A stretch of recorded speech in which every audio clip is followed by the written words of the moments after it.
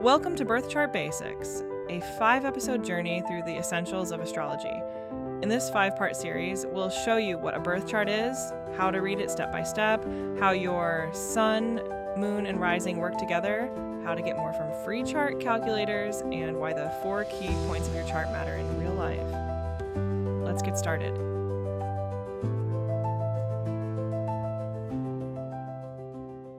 Imagine pausing the sky at the exact second you were born and turning it into a map you can actually use. That map is your birth chart, your natal chart, a symbolic snapshot of the sun, moon, planets, and angles from your birthplace. It isn't a verdict, it's a vocabulary. It doesn't cancel free will.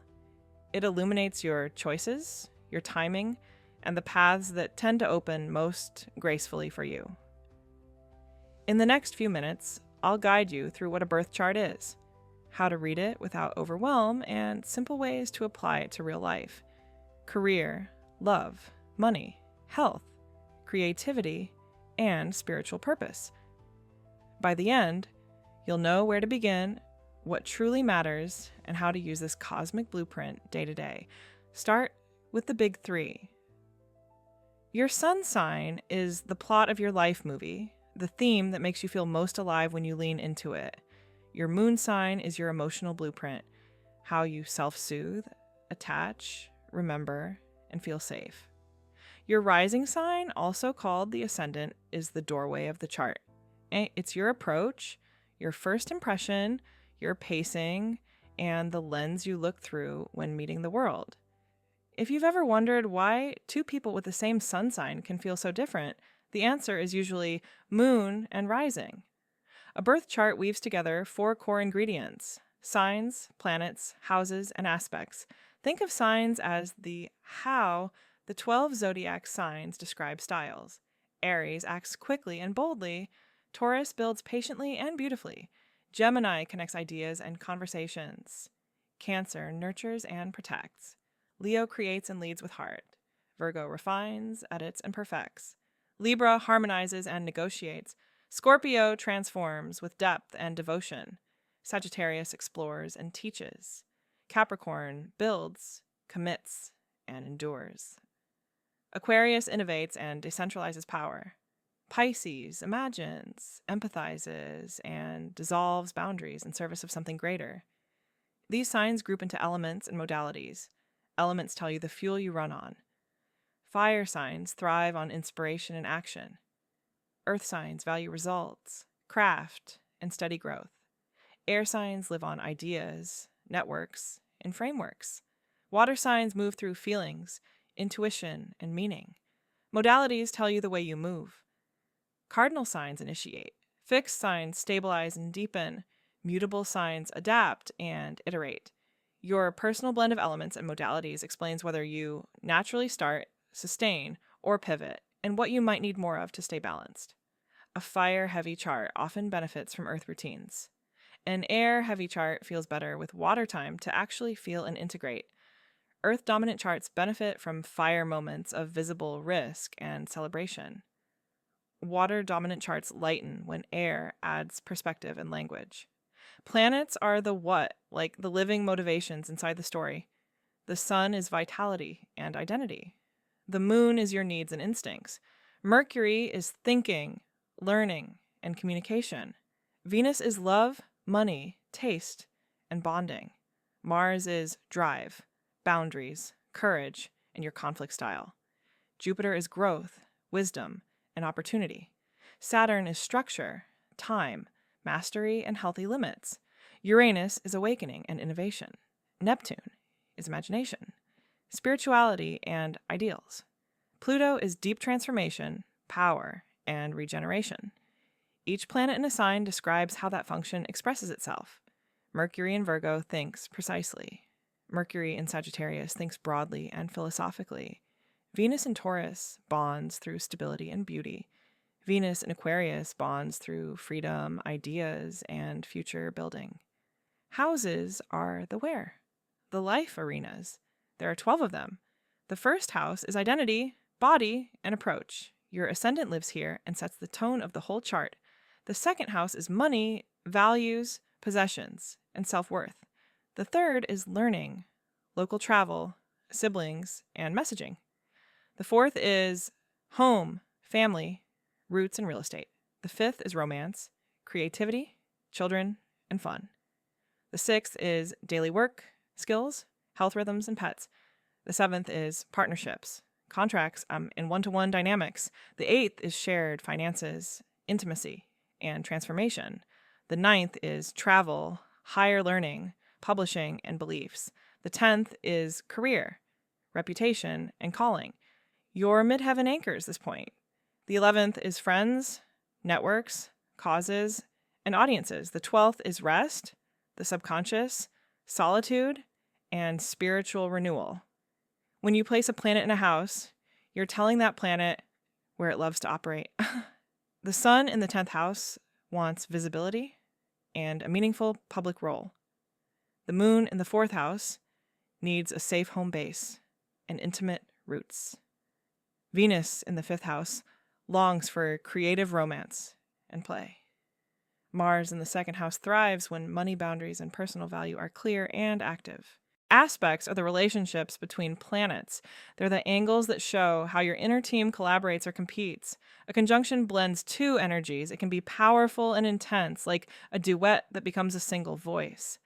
A sextile opens friendly opportunities that flourish with little effort. A trine is natural flow, talents that feel like breathing. A square is friction that demands growth. It's the gym membership of your chart. An opposition is a polarity asking for integration across two ends of a spectrum. Every chart contains a mix of ease and tension. Your power move is to lean into the trines and sextiles while learning the specific skills that squares and oppositions are asking you to practice. Let's apply this. Begin with birth time accuracy. Even a few minutes can shift the ascendant and house cusps, and that changes the where of the chart. If you don't know your exact time, use the closest record you can find and start with planets and signs. You can always do a professional rectification later. Next, locate your big three. Write one clean sentence for each. My sun is in Leo in the 10th house, so I feel most alive when I'm leading creative work in public. My moon is in Taurus, so calm routines, beautiful food, and tactile comfort restore me. My rising is Scorpio, so I meet the world with intensity, focus, and truth-telling. Now, look at the sun's house. That life area wants fuel. If your sun is in the 6th house, your vitality is tied to craft, daily rhythm, and tangible contribution. If your sun is in the 9th, it lights up through travel, teaching, publishing, or school. Scan for a stellium, 3 or more planets, in one sign or house. That's a major life theme. A stellium in the 7th house makes relationship skill building central. A stellium in the 2nd elevates money mastery and self-worth as a lifetime curriculum. A stellium in Capricorn speaks endurance, structure, and long-term creation. In Pisces, compassion, artistry, and sacred imagination. Honor your stellium, and it will reward you again and again. Choose one supportive aspect and one challenging aspect. If Mercury trines Jupiter, your communications can scale. Writing, teaching, public speaking, publishing, podcasting. Use it weekly. Pitch, post, publish, teach. If the moon squares Saturn, you may feel cautious about emotional exposure. The practice might be a gentle weekly check-in with yourself or partner. Name a feeling, name a need, make one concrete request. Over months, that square becomes a source of secure, grounded intimacy. Let's tour a few houses with plain English use cases. In the 2nd house of money, your earning style mirrors your elements and modalities. Fire placements need engagement and momentum. They earn best where there's action and visible impact. Earth placements value reliability and proof. They earn through craft, process, and trust. Air placements monetize ideas, systems, and social reach. Water placements earn where compassion, privacy, and meaning are honored. In the 7th house of partnerships, planets describe the kind of people you attract and the curriculum you share. Mars here asks for clear boundaries and conscious conflict skills. Venus here longs for beauty and fairness in one-to-one relationships. In the 10th house of career and reputation, Saturn and the midheaven point to your long game. Take the next brave, boring step every week. It compounds. In the 6th house of health and habits, your body thrives on rhythm, sleep windows, hydration, daily movement, realistic to-do lists. This is where small things become big outcomes. In the 5th house of creativity and romance, track transits for windows of visibility and fun. In the 12th house, schedule solitude and spiritual renewal so you can hear yourself again. A word about retrograde planets in the natal chart. A retrograde symbol next to a planet doesn't mark failure. It marks depth. Mercury retrograde at birth can indicate nonlinear thinking and observational genius.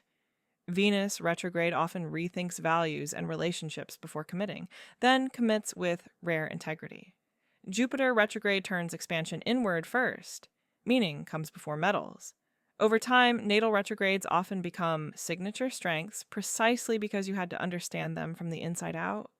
Timing matters. Your chart is alive. Transits are planets in the sky, activating your blueprint in cycles. A Saturn transit tests structure and asks you to build what lasts. A Jupiter transit opens doors. You still need to walk through them. A Mars transit adds heat, speed, and sometimes conflict, inviting courage and clean boundaries. Secondary progressions show inner seasons. The progressed moon changes signs every 2 to 3 years, shifting what you need to feel nourished. Align outer action with inner season, and you'll notice fewer detours and more momentum. If you want a quick on-ramp, try this 7-day plan. Day 1, pull your chart with your exact birth time and note your big 3. Day 2, read your sun by house and pick one habit to feed it all month. Day 3, study your moon sign meaning and choose a self-soothing ritual. Music, nature, journaling, a bath, a meal that grounds you. Day 4, learn your rising sign and the first 7th house axis. Decide one boundary or presentation tweak that feels true.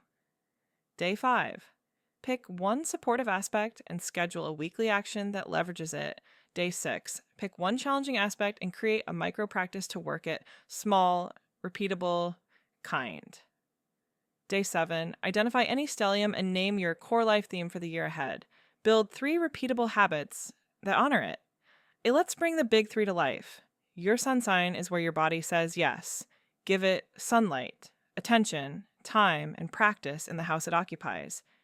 If your sun lives in the 2nd house, track your finances weekly and build one skill that increases your value. If your sun lives in the 9th, take or teach a class, book the trip, or pitch the article. Your moon sign is where your system resets. If your moon is in Capricorn, you feel safe when there's a plan, progress, and proof. If your moon is in Cancer, home rituals and familiar faces are medicine. If your moon is in Gemini, talk it out. Write it down. Change your scenery. Your rising sign sets the cadence of your life. A Virgo ascendant feels better with lists and clean systems. A Sagittarius ascendant thrives with room to roam and reasons to believe. A Scorpio ascendant needs truth, privacy, and depth in every room. Honor the rising and your whole chart breathes easier. A few quick myths to clear away. Empty houses do not mean nothing happens there. Transits activate every house, and life will visit every room of your chart. Challenging aspects are not flaws. They are training plans. Over time, the skills you build there become the way you help others. And birth time guesswork is workable. Begin with signs and planets, then refine your houses when you can.